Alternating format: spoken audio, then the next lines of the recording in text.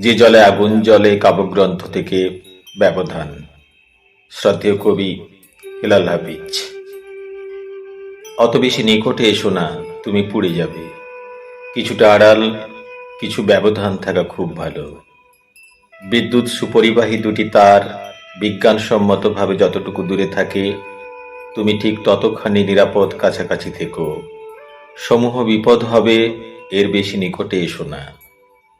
মানুষ গিয়েছে ভুলে কি কি তার মৌল উপাদান। তাদের ভেতরে আজ বৃক্ষের মতন সেই সহনশীলতা নেই, ধ্রুপদী স্নিগ্ধতা নেই। নদীর মৌনতা নিয়ে মুগ্ধ মানুষ কল্যাণের দিকে আর প্রবাহিত হয় না এখন।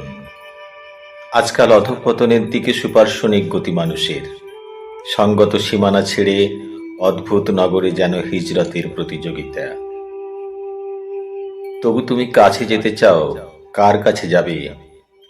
শুধু পশু পাখিদের কিছু নিতে তুমুল উল্লাসে যেন বসবাস করে আজ কুলীন মানুষ।